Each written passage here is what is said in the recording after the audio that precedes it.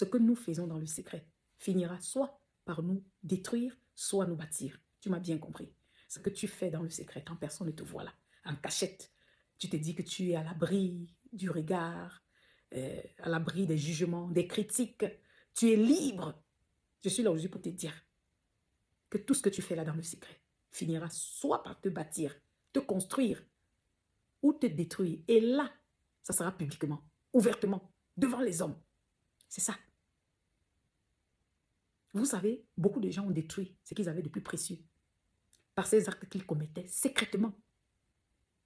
Beaucoup ont détruit leur foyer, leur mariage, par tout ce qu'ils faisaient dans le secret, se disant que non, personne ne le saura jamais. Et pouf, voilà, un jour, tout a été révélé en plein jour. Parce qu'il n'y a rien de caché qui ne sera révélé. Il y a des gens qui ont détruit leur carrière, qui ont passé le temps à voler, à duper, même dans les caisses de l'État. Et puis un jour, tout a été révélé. Tout ce que nous faisons dans le secret finira soit par nous bâtir, ou alors nous construire. Et ça, publiquement, ouvertement. C'est très facile de pratiquer la justice, la bonté devant les hommes, quand les gens nous regardent. Mais continuer d'être juste, d'être bon, quand on est seul, quand personne ne nous voit. Bien-aimés, cela révèle qui nous sommes en réalité. Voilà d'ailleurs la raison pour laquelle ce que nous faisons dans le secret compte beaucoup plus pour Dieu que les actes que nous commettons publiquement. Parce que Dieu sait que devant les hommes, parfois, nous sommes poussés par des motifs impurs. Nous faisons des choses parfois pour se faire apprécier, pour recevoir des acclamations, des compliments, pour recevoir des bénéfices, pour se faire aimer. Mais ce que nous faisons dans le secret révèle qui nous sommes en réalité. Et c'est ça qui compte pour Dieu. Voilà la raison pour laquelle lui-même il dit à maintes reprises, Jésus-Christ nous dit, quand tu veux prier, rentre dans ta chambre, ferme la porte. Ton Dieu qui voit dans le secret te le rendra. Quand tu veux faire l'aumône, fais-le dans le secret. Quand tu veux jeûner, fais-le dans le secret. Et ton Dieu te le rendra. C'est-à-dire, tu bâtis dans le secret. Tu sèmes dans le secret. Mais comment Dieu te le rend-il? Il te le rend publiquement. Il te le rend ouvertement. Oui. Donc, ce que nous recevons ouvertement est la résultante de ce que nous faisons dans le secret. Parce qu'il est écrit dans le psaume 23 que Dieu dresse une table devant nous en la présence de nos ennemis. Quand Dieu veut te bénir, il le fait devant les hommes. Quand Dieu veut te lever, c'est ouvertement, c'est publiquement. Dieu ne le fait pas en cachette. Quand Dieu te répond, quand Dieu t'exauce, c'est devant les gens. Mais quand tu pries, c'est dans le secret. Quand tu l'invoques, c'est dans le secret. Je suis là aujourd'hui pour t'encourager. Toi, mon frère, toi, ma soeur. Qu'est-ce que tu fais dans le secret? Cela est déterminant pour ta vie. Ne te dis pas que les gens ne te voient pas. Dieu te voit. Dieu te voit. Et c'est une sémence. Cela finira soit par t'élever, te bâtir, te construire, ou alors cela finira par te rabaisser, par te nuire, par saccager ta destinée. Oui, écoute-moi bien. Ce que tu fais dans le secret compte. Voilà pourquoi Jésus-Christ a été dur envers les pharisiens, qui savaient faire de longues prières publiquement.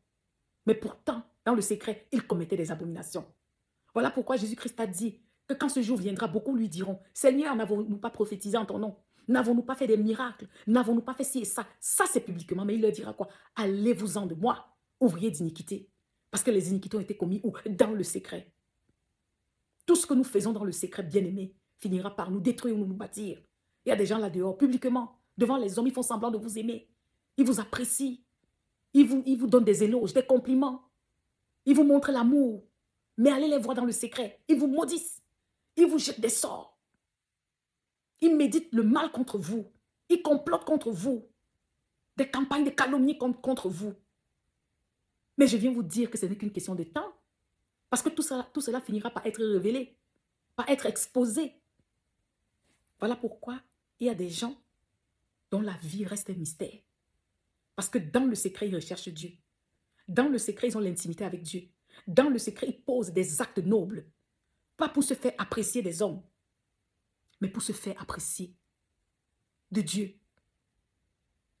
Ils posent des actes nobles pour recevoir l'élévation de Dieu, pas des hommes. Pour recevoir la récompense de Dieu, pas celle des hommes. Et en plein jour, leur vie est un mystère. Je suis là aujourd'hui pour te faire savoir. Tous les actes que tu poses dans le secret ont un impact. Il y a beaucoup qui font des abominations dans le secret. Voilà pourquoi ils sont pourchassés.